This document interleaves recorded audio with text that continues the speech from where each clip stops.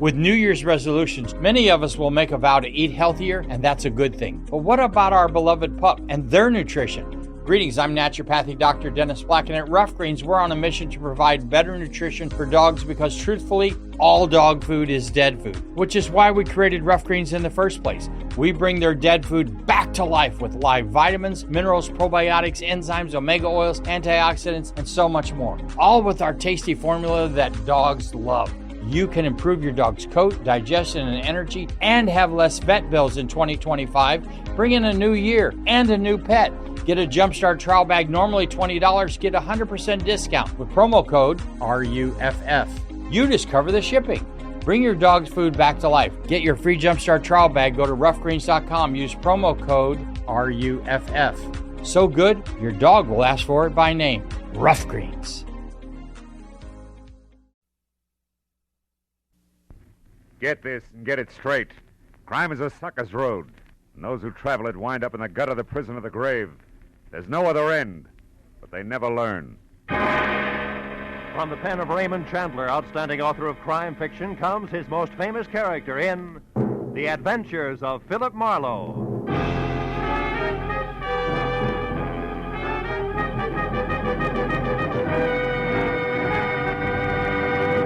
Now, with Gerald Moore, starred as Philip Marlowe, we bring you tonight's exciting story, The Hiding Place.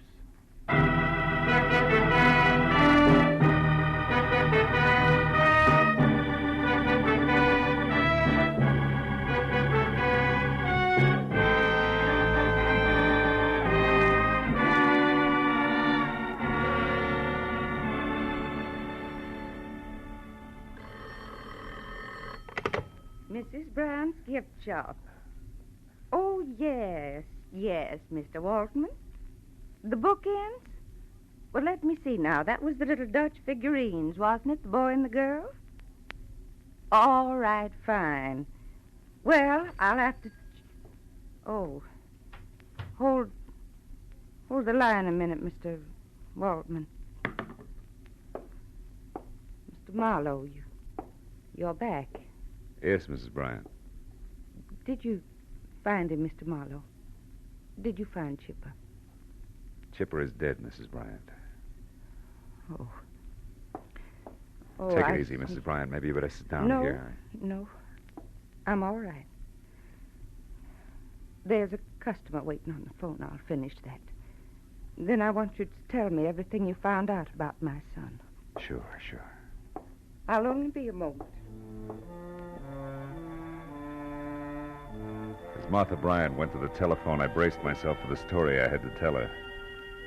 I tried to figure some last-minute way of making hard facts a little softer for a sweet, brave, gray-haired lady who deserved a better break. The first thought about what had happened brought the whole ugly business rushing back at me again. Turned my mind back like a clock to where it had all begun yesterday morning in my office. And that same Martha Bryant, full of hope and quiet courage, had walked up to my desk, handed me a letter, and asked me to find her son. His name is Chipper, Mr. Marlowe. Or rather, Chip, now that he's a grown man. He's 22.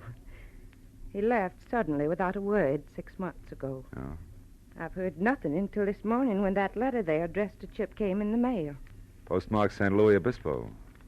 Oh, sit down, won't you, Mrs. Bryant? Thank you. Maybe I shouldn't have opened it, but... Well, you see, it's the first indication I've had in all that time that he's even alive.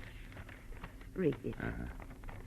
Dear Chip, it's been a long drag, but the waiting is finally over, darling. Time is now. Meet me at 11:30 Monday night at the House with the Big Wheel, signed Toby. House with the Big Wheel, what does that mean, Mrs. Bryant? I have no idea. But for some reason it frightens me. Oh, 11:30 Monday night. That must be tonight. Who is this Toby? Toby Packler. She's a very, very beautiful young woman, platinum blonde. Oh. Chipper believed he was in love with her, I'm afraid.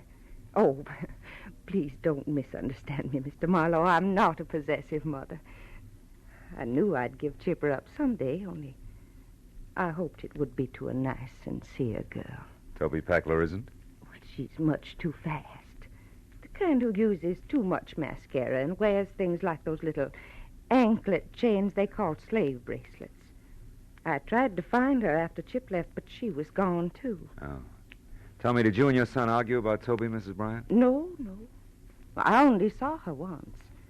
He knew I didn't think much of her, but that didn't drive him away, Mr. Marlowe. What did? Well, I've never been able to understand. After his father died, Chip became irresponsible and a little wild, perhaps, especially since I had to spend all my time running our gift shop on Ivar, but he was a good boy, really. I've tried to convince myself that he left just to prove his independence, to test his wings, you know. But now... Now what, Mrs. Bryant? Now I'm worried. That letter, it puzzles me. I don't like it. Well, it may mean nothing more than you're getting a daughter-in-law who uses too much mascara. I hope you're right. I want Chip to be happy, to settle down. I want to turn my business over to him, and... Will you try to locate him for me? Here, I have his picture here in my wallet. See? Say, Chip looks a lot like his mother, doesn't he? Yes. Please find out if my son is all right. Sure. I'll do my best.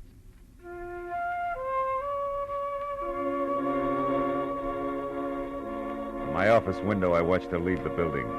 Saw her stop politely and answer a question for an oily sidewalk passerby in a black pinstripe suit. Then moved quietly on down the street toward her shop on Ivar. A neat, gentle, very lonely woman. I hoped I'd find a happy story for her in San Luis Obispo. She had one coming. I was still hoping 5 hours later when I pulled into a mobile gas station in the little town at the foot of the Santa Lucia Mountains, 200 miles up the coast. I filled up, asked a few questions, and found out there were only 4 good hotels, 5 not so good, and 2 or 3 dozen motor carts, and that ran the gamut. So even with nothing but the name Toby to go on, the job wasn't completely impossible.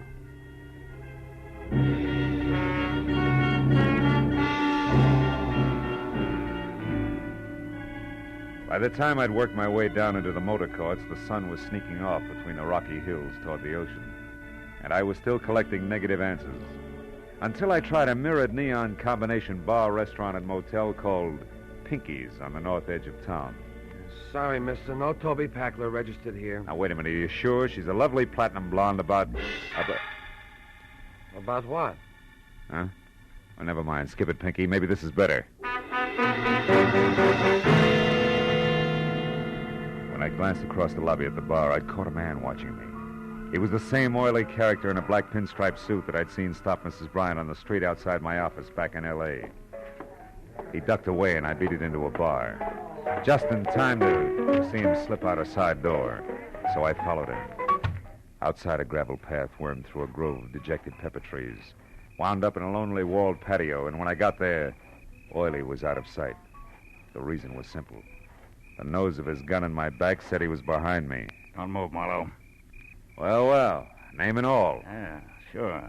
I've been tailing you every inch of the way since old Lady Bryant went to see you this morning. What's the connection, Oily? Exactly 6 long months of watching and waiting. For what? For a move on you 2 skunks that'd have to make some time. And from the way you've been working, you don't know enough to do yourself any good or me any harm. So take some advice. Go back to L.A. Leave it alone. Leave what alone? That's none of your business, people. I'll take over from here. But just in case you run into Chip Bryant or Toby on your way out of town, tell them from me they're not cutting Lou Race out of his share of $110,000. I'm going to get it, one way or another. And so's you won't forget, use this. Oh! For a reminder.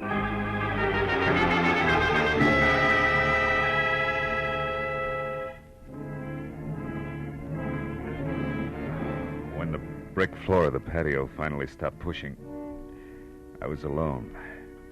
Except for my ugly thoughts. I knew I was on the right track, but from the sound of things, Chipper Bryant was much less a mama's boy than his mama believed. I made sure Lou Race was nowhere around the motel. Then I went into the bar again to see what a double scotch would do for my headache. The bartender obviously was the type who got around, so I took a chance and asked him about Toby Packler. It was no good. But when I described Toby as a beautiful platinum blonde, a girl sitting alone, 2 stools down, a A girl with a short, ragged, mouse-brown hair and extremely flat, misformed face dropped her eyes and looked away. I suddenly felt very cheap. I flipped a silver buck on the bar and got up. You know, it was the kind of dumb stunt you can't apologize for. You just leave. I was halfway to my car before I realized that the girl had followed me out. Hey, mister. Yeah, you. Just a minute. I turned and watched her come toward me. In the garish neon light, her face was jarringly unreal, the color and texture of hard putty. I heard you inside when you asked about Toby. Yeah, I thought you had. Do you know her, Miss... Palmer. Oh. Yeah, I know her. She's one of my few friends. What do you want with Toby? Well, my name is Marlowe. I'm from L.A. I want to talk to her about a fellow named Chip Bryant. She's my only lead. Chip Bryant? Yeah. She never mentioned that name to me. Anyway, you're too late, Mr. Marlowe. What do you mean? Toby left town this morning. Left town? Oh, no. She was going up north to Seattle, I think, on some kind of personal business. Now, listen, did she ever say anything to you about a house with a big wheel, where it was, what it means? House with a big wheel? Yeah. No, I'm afraid not. I'm sorry, Mr. Marlowe. I guess I'm not much help. Well, good night. Thanks anyway. And good night, Miss... Palmer. Yeah, Palmer. Good night. As the girl walked back to the bar, the little gold chain I'd spotted around her ankle glinted in the brittle light. It was like an echo of a memory. A slave bracelet on her was as out of place as a morning glory in a bed of toadstools. But that gave me a crazy hunch, a hunch that somehow in the last 6 months, a gorgeous blonde named Toby Packler had become a drab brown head with a flat, stiff face. So I didn't chase wild geese to Seattle. Instead, I got in my car and I waited. An hour went by and it was almost dark before she finally came out again, stepped down into a sleek new convertible and drove north out of town. I followed as she turned off a neglected side road, and for 8 miles twisted through jagged rocky hills toward the mountains.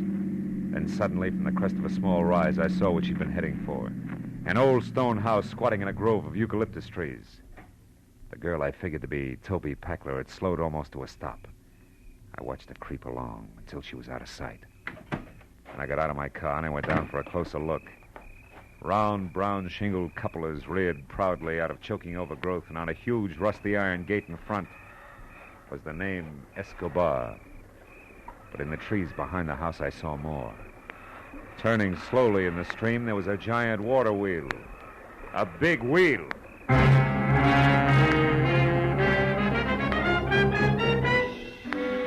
drove fast back to town and stopped at the only place I could figure for a quick answer. The office of the San Luis Obispo Daily Eagle.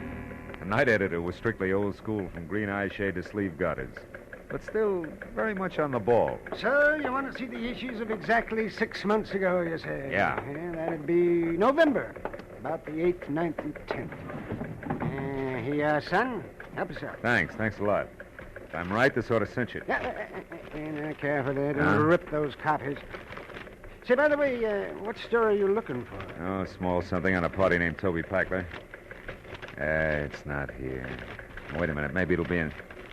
Yeah, sure, this is it on page 3. A woman identified as Toby Packler of Los Angeles suffered severe injuries to head and face today when the car she was driving skidded into a bridge abutment 2 miles north of here. So that's how come the face. Miss Packler's condition was announced as critical by Clark Emergency Hospital attendant. Huh? Is that all you wanted? That's enough. If that answers your question, young man, I'll put these copies away. Gotta be careful with... Wait a minute, that headline. Huh? What was that? Let's see that. Santa Barbara jewelry store robbed. Daring thieves escaped with gems valued at $110,000. $110 grand. Yeah, I remember that. 2 men and a woman. Got away clean, too. Never caught a one of them. Say, you don't mean there's a connection between these stories, do you? I don't know. Ask me again after I've checked in at the old Escobar place. Adam Escobar's place? Out in the hills? Oh, you're joking, son. What in the world could that crackpot possibly have to do with a jewel robbery and a car wreck 6 months ago? It beats me, but there's some tie, and you can count on it. I think you're crazy. But if you're going out there, maybe you should be. Now, what's that supposed to mean? You'll have something in common with Adam.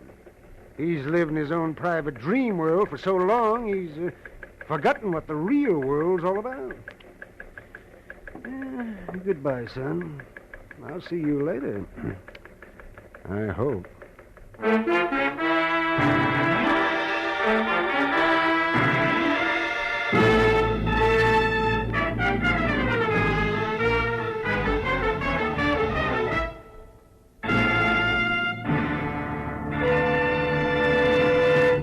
In just a moment, the second act of Philip Marlowe. But first, the fun is always fresh and furious when Groucho Marx takes over on CBS Wednesday nights with his wonderful quiz, You Bet Your Life.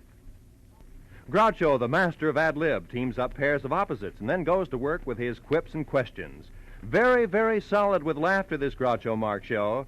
Hear it this Wednesday and every Wednesday on most of these same CBS stations. Now with our star, Gerald Moore, the second act of Philip Marlowe, and tonight's story, The Hiding Place.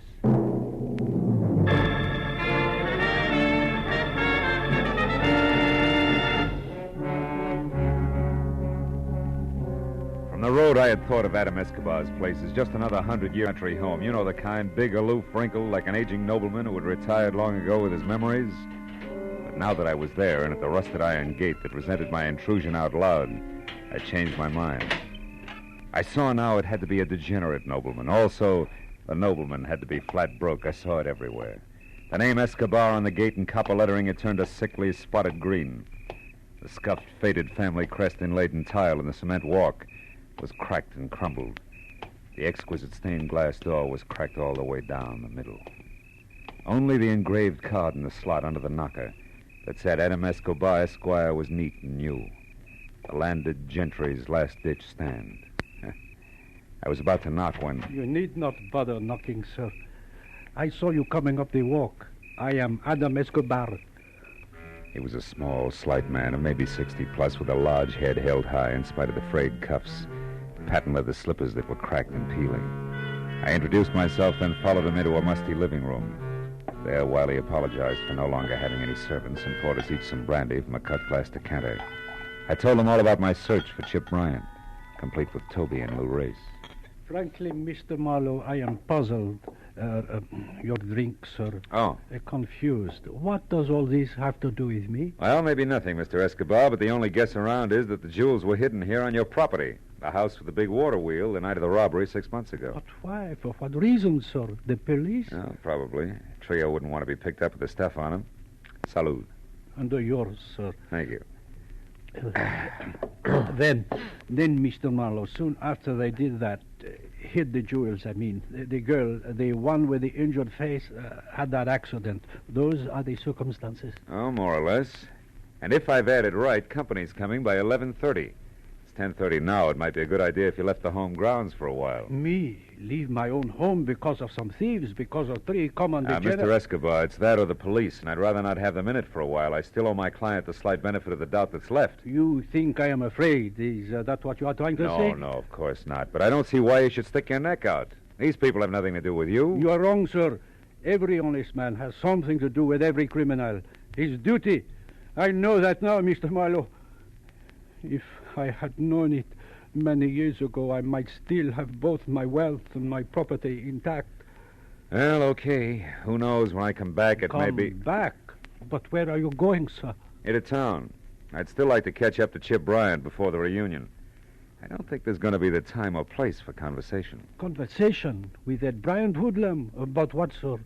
About a mother, Mr. Escobar. A nice old lady who doesn't deserve a kick in the teeth.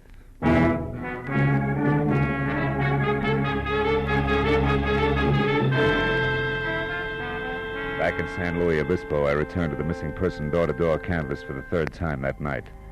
Only now I confined myself to the wrong side of the tracks exclusively, and the deeper the dive, the better.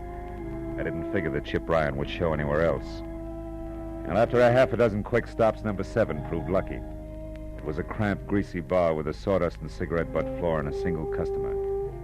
I hadn't found Chip, but I was close to the dapper Mr. Lou Race. The barkeep, a ball of fat, wearing a sweatshirt the size of a tent, had his back to me when I entered. So did Race. So when I tapped the tricky man on his padded shoulder and he turned, he was surprised to see me swing! That slicker was an old debt. This?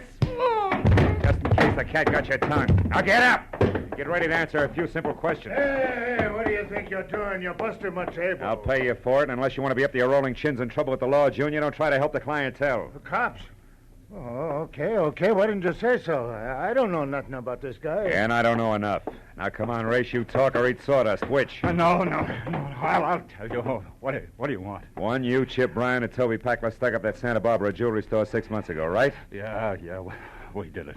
But they crossed me up. It was when the cops were coming and we split. Split or you played hooray for Lou Race and ran without worrying about the others? What's the difference? The reason Toby and Chip Bryan won't tell you where they hid the jewels, that's the difference? Nuts. You're standing on one ear, peeper. Toby had a different reason for crossing me. Like what? Like her falling in love with that louse Bryant. The kid she baited into coming along with us. By flapping her baby blues, the kid who was supposed to drive the car, period. That's how she crossed me. Anything else? Yeah, the topper. Where's Bryan now? One of two places. Either with Toby Packler or without. Oh! Packler. Good night, sweetheart. By the time I made it to the door, the second company, Sam Spade, was across the street behind a parked car and streaking for an alley in the middle of the block. And just as I thought I was going to lose him, he came abreast of a dark doorway, and I saw it. An arm raised quickly, the glint of a knife blade. The arm dropped sharply.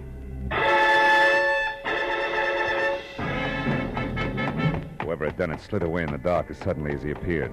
When I was next to Race, there was only the caller's card, a black ivory-handled knife, driven to the hilt in between the dapper man's shoulders. He was going out fast. Hey, holy cow, how did it happen, Mr. Shut up, Race. Do you know who got you? The knife. Yeah? Has it got a dark black eye? Black ivory handle, yeah. Why? What does it mean? Who's it belong to, Race? It's the kid. What kid? That little lousy Chip Bryant. He's dead, huh? Yeah. And so are all the prayers of one Mrs. Martha Bryant. Huh? Who's she? Never mind. Listen, call the cops. Tell them my name's Philip Marlowe. I'm a private detective, and I may be able to explain all this later. Right now, I'm due at a house with a water wheel, and I'll explain that later, too. If I'm lucky.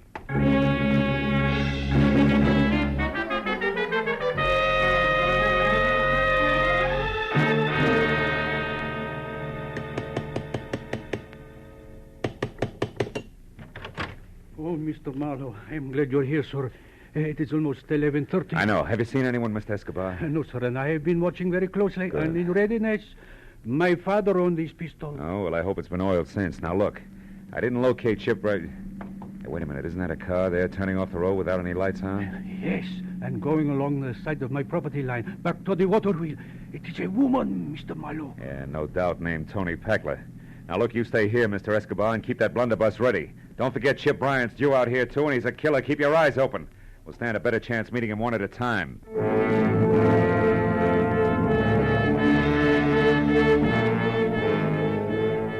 I went around to the side of the house quickly, then kept close into a long line of eucalyptus trees that ended at a crumbling building that had once been servants' quarters. After that, it was only 20 yards to the water wheel. 20 open yards to the huge ancient circle of hand-hewn wood that complained against the side of a dreary squat stone mill that had long ago died of old age. There in the faint half-light of a hazy moon, I saw Toby Packler, kneeling at the corner of the building and with both hands working furiously to loosen a stone the size and shape of a football. There was a gun on the ground next to her. I moved closer, my hand tight on the .38 in my pocket. Then I waited till she had the stone out. And that baby end's a 6-month-old secret. Were you not the... That wasn't bad aim, just a warning, Toby. How do you know my name? I read your mail. Now get back over to your homespun safety deposit box there and take the jewels out. Go on. All right. Why shouldn't I, soldier? You won't go anyplace with them. Chip will see to that. They're gone. Get back. They're not here, I tell you. Do you understand? They're gone. Gone. All the hopes I Hold had. it. Now tell me, is this where you hit him? Of course. Nobody else knew, Race or Chip Bryant? Grace didn't even know about this place. But Chip... What?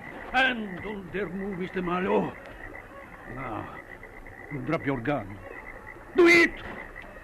Miss Packler. Mr. Adam Escobar, Esquire. Keep quiet. So Chip Bryant had the jewels all the time, did he? I never thought of that. What do you know about jewels? Oh, quite a bit. You see, Miss Packler, that night 6 months ago when you stood over there on the other side of the water wheel and told Bryant that you had hidden the jewels and would tell him where later on, I was listening. You knew they were here? I'll tell anything to anybody. It was, of course, quite by chance that I overheard you. But after you had that accident with your car, I searched as diligently as though I were a partner. Searched Miss Packler for money that could mean so much to me. But I found nothing. Then where are they? You idiot, tell me.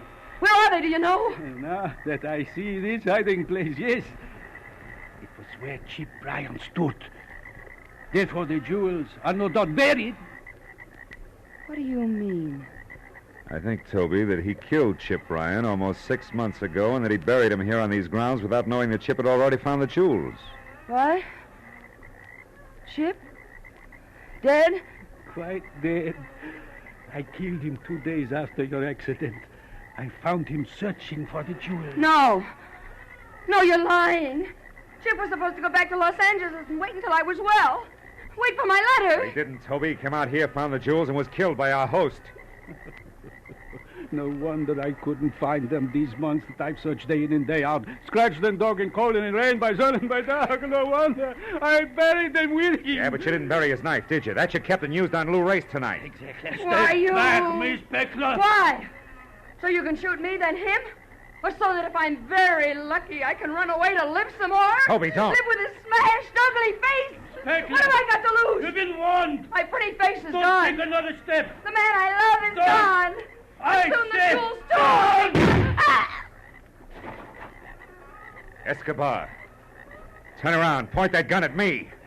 Richard, Mr. Marlowe. Now it's self-defense. Toby. Toby is bad. Yeah. Real bad, soldier. I had so much once. Pretty face. A guy named Chip. Jewels. I had everything. I was a big wheel. Wasn't I, soldier?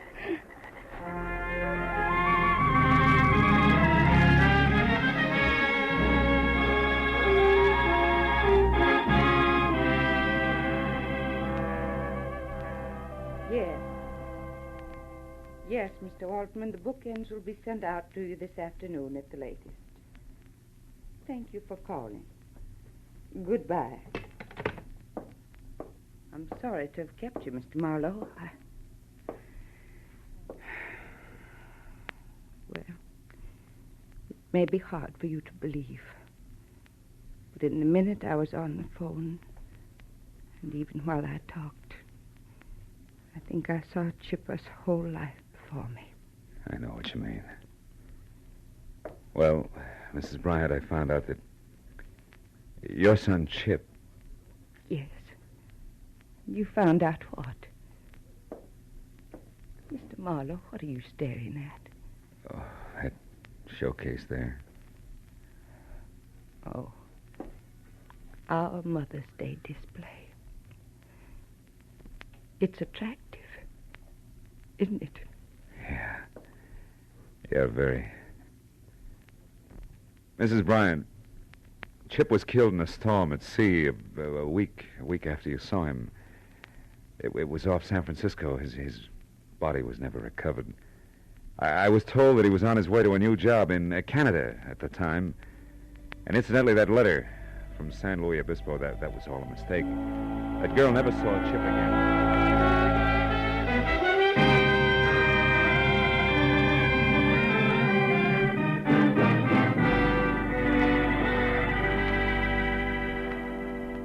Outside, I left my car where I'd parked it and walked through the busy city street. You know, it's a funny thing. Lies can cause more trouble in this world than almost anything else, they say. And at the same time, can sometimes bring the most happiness.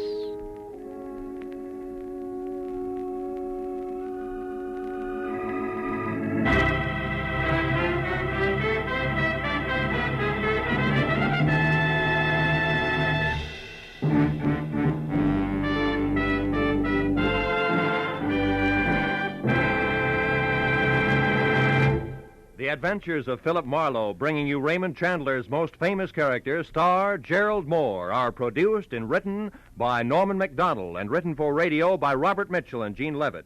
Featured in the cast were Virginia Gregg, Joan Banks, Herb Butterfield, Louis Jean Height, Bob Griffin, Howard McNear, and Lee Millar. The special music is composed and conducted by Richard Arant. Be sure and be with us again next week when Philip Marlowe says... It started at dawn in a Los Angeles taxi and wound up that night on a cliff in the middle of the Pacific. All because of a Dutchman with $50,000, a corpse in a lily pond, and an Oriental with a chauffeur who wanted a cloak made of nothing but feathers.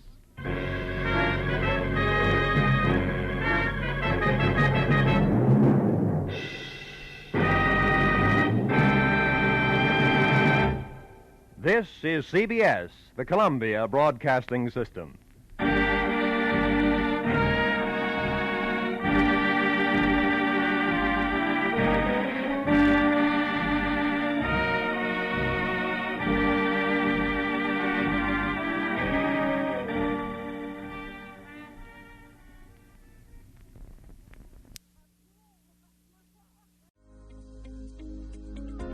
With New Year's resolutions, many of us will make a vow to eat healthier, and that's a good thing. But what about our beloved pup and their nutrition? Greetings, I'm naturopathic Dr. Dennis Black, and at Rough Greens, we're on a mission to provide better nutrition for dogs because, truthfully, all dog food is dead food, which is why we created Rough Greens in the first place. We bring their dead food back to life with live vitamins, minerals, probiotics, enzymes, omega oils, antioxidants, and so much more, all with our tasty formula that dogs love. You can improve your dog's coat, digestion, and energy, and have less vet bills in 2025. Bring in a new year and a new pet. Get a Jumpstart trial bag, normally $20. Get a 100% discount with promo code RUFF. You discover the shipping. Bring your dog's food back to life. Get your free Jumpstart trial bag. Go to roughgreens.com. Use promo code RUFF. So good, your dog will ask for it by name. Rough Greens.